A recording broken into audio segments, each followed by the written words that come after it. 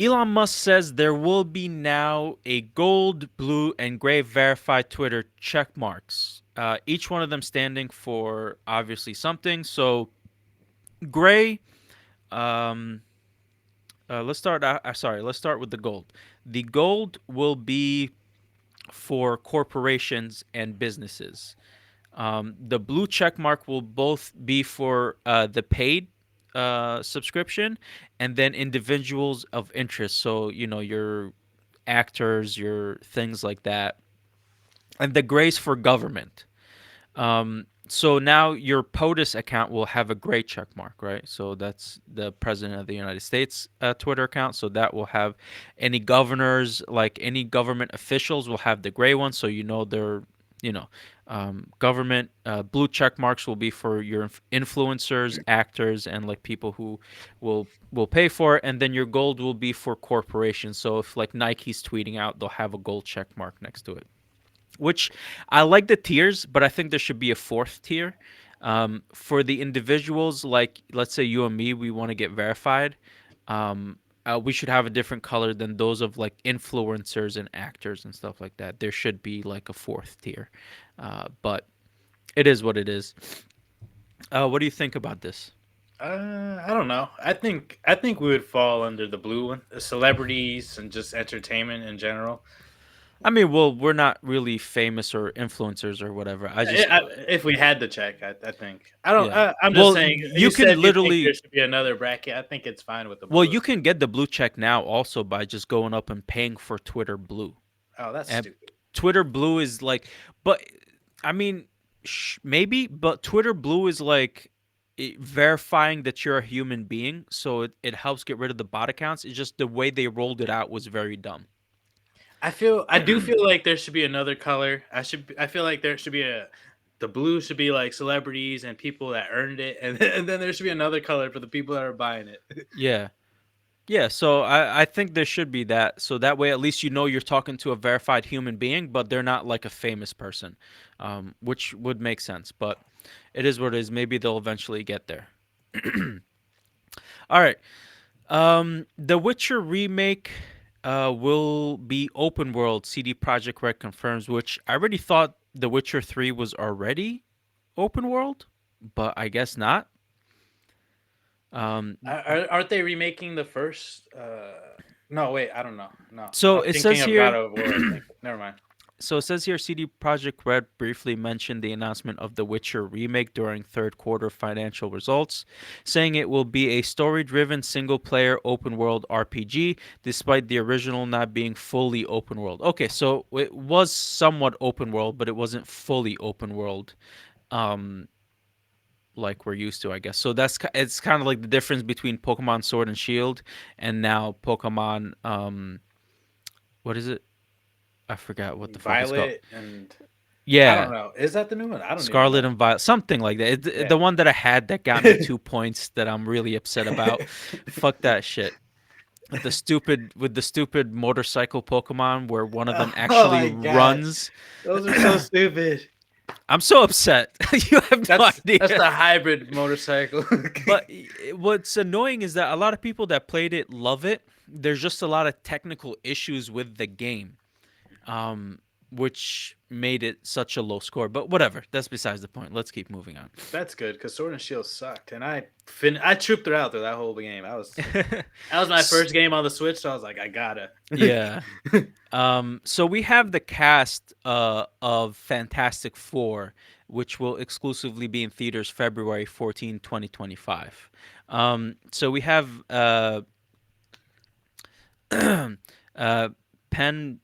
That Badgley as Mr. Fantastic. I don't he's from know who the. you. Oh, he is? Okay. Oh, he's Yeah, the killer? yeah, Oh, interesting. Okay. yeah. Jodie Comer as Yo, Mr. Invisible Will. Fantastic is about to have the illest inner head monologues. Yeah. I never watched the show, so I don't really know. Oh man, yeah, that's a thing he does in the show, where he just Okay. starts. So like Dexter. Yeah, except Okay. weird and just off-putting. I Okay. guess I guess like Dexter. So okay, you got Rudy Pankow as the Human Torch. Not familiar with him either. You got Seth Rogen as the Thing, which is a great casting. Rami Malek as Silver Surfer. So now we know Silver Surfer will have somewhat of a role in this movie. Richard Ayoade, um, I don't know. I, yeah, I've seen him. I don't know his name. as Herbie. I don't know who Herbie is. I'm guessing it's an AI of some sorts. Yeah, By the yeah. way, they have it. The period. It's like an acronym. Yeah. Uh, Neve Campbell. Nev Uh, sh- Campbell. Neve Campbell. She will be Alicia Masters. I don't know who that is. I don't know a lot of Fantastic Four No. people. Okay, Tom Holland will reprise his role of Spider-Man. I guess he's going to be in this as well. Timothy Oliphant Yeah, I will like be. him actually. I He's a good I love actor. Timothy. Yeah, Will be Molecule Man, and Matt Shackman will be the director. Um, director man. yeah, the director man. So this is your new cast of the Fantastic Four, and I know about like 3 people, 4 people on this list. Not saying that that's a bad thing, but it's definitely going to be interesting.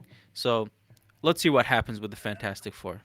I know a lot of them, but there's some of them where I just like I've seen their face, but I don't really know them. Yeah. I think Richard here, he's been on the CW in some point, if I'm not mistaking him for someone else. But yeah.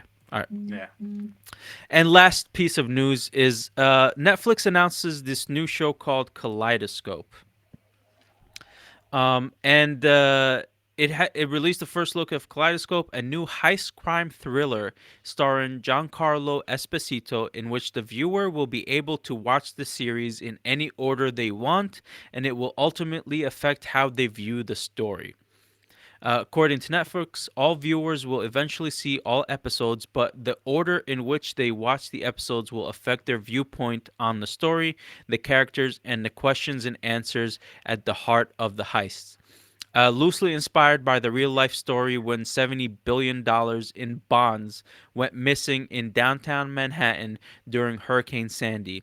The limited series consists of 8 episodes spanning over 24 hours before the heist to 6 months after.